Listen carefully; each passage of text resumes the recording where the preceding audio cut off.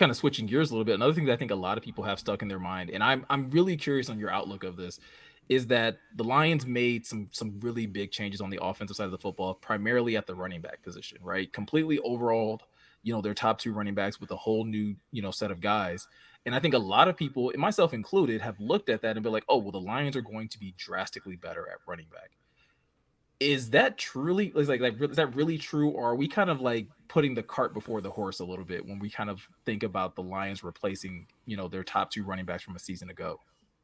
I think it's a little bit of both. I think that, on one side, yeah, you're right. This is a whole new room now, and there's going to be some chemistry things to work on. There's going to be some bumps in the road. I mean, Jahmyr Gibbs is a rookie. He's going to have some bumps in the road, even if he has a really great rookie season.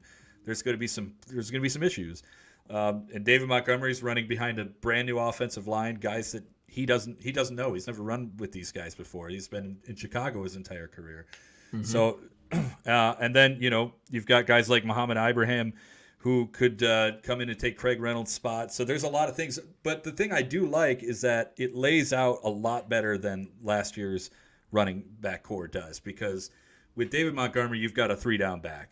You've got a guy who's going to be Yeah. your bell cow. He's going to handle most of the carries. And then you've got Jahmyr Gibbs, who can work out in space. He can also be a big part of your pass game.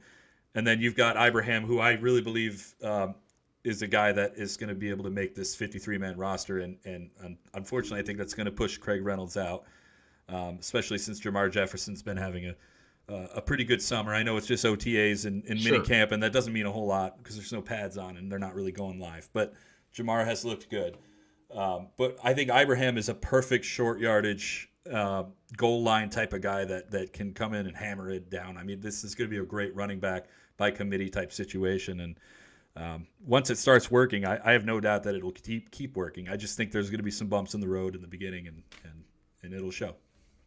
Absolutely. And I've like I said, I've been on the mindset that this group will be better. I do believe that, David Montgomery, like you're saying, like having a back that is a true three down back, like as great as Jamal was at what he did, he was a liability on third down, and he wasn't as consistent as I think a lot of us thought he would be in the passing game, even when he was involved in that aspect of it.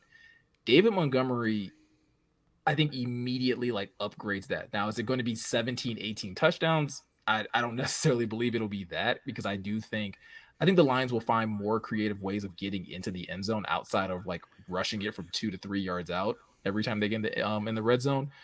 But the person that like I'm really banking on is Jahmyr Gibbs. I have a video coming out while I'm on vacation where like I'm kind of the ilk that like Jahmyr Gibbs might get a Pro Bowl bid in his first rookie season, because I just think they're going to utilize him that much. Yeah, I mean it's possible. I don't know.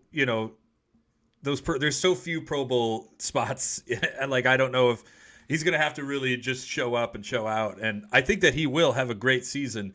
And I think that when it's all said and done, like nationally, he's going to be one of those rookies that everyone has their eyes on and Mhm. has good things to say about.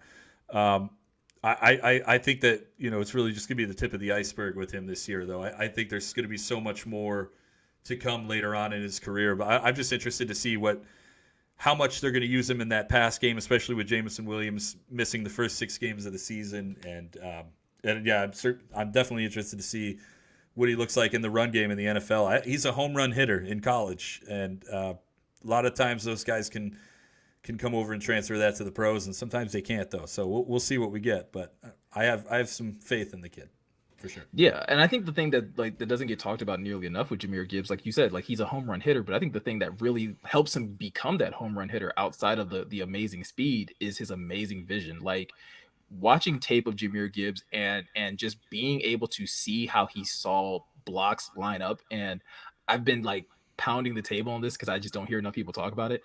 Alabama's line sucked so badly last year, and for him to still be able to produce the way he did, again, I think his vision is simply a drastic upgrade over what DeAndre Swift was, providing us.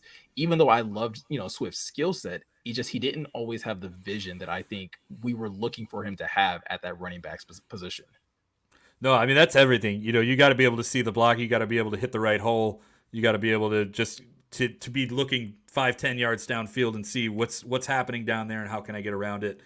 I think Swift had some of that, but what Gibbs brings to the table that's better than Swift is that he's got the footwork and he's got the Yeah. means to juke around guys and make just that twitch. That twitch is unbelievable with that kid, and I think he's going to be a real star.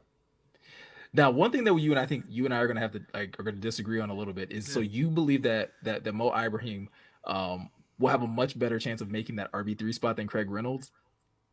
I do absolutely. Yeah, I think Muhammad Ibrahim will make that third spot. Yeah. See, I'm of the belief that once the pads come back on, Craig Reynolds is going to kind of like remind a lot of people of like why he's been RB3 at least the last 2 years, like why it's Yeah. been hard for them to kind of cut him. Because I think in this system he is like their ideal type of back. Like he's not necessarily great at anything, but he's not terrible at anything either. Like he's just perfectly like serviceable if they need to like again give somebody a blow and have Craig go in there for a couple plays. They know that he's not just going to like run into the back of his lineman and not get yardage. No, I mean I get that. I understand, but Craig Reynolds hasn't really shown it to me. Mm-hmm. Not since not since his first year in Detroit. Last year he was expected to have a bigger role and look better and he wound up getting like 125 yards on the entire season and he missed a Yeah, bunch of games and I love Craig. It's a really great story.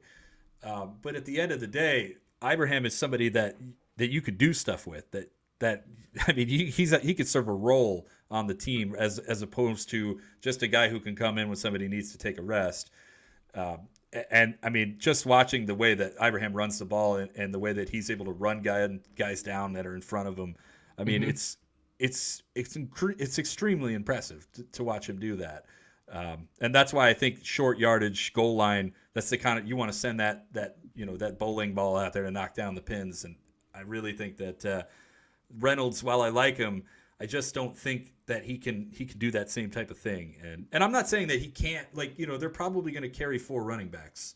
Sure. So I think there's a world where both Ibrahim and Reynolds make the team, and that's probably the most likely world if Jahmyr Jefferson doesn't totally show up like he's been showing up. But we'll see. We'll see. The other thing is, and I'm sorry not to get No, go too ahead. prolonged on this. The other thing is, like at the end of the day, you have some value in Craig Reynolds that maybe you can get a trade out of for like a super Okay. low, like a 7th round pick. But that's a Sure. 7th round. That's a pick. That's value. That's you were going to get nothing out of him if you cut him. If you can maybe trade him, I think that you have better luck doing that than a lot of other guys.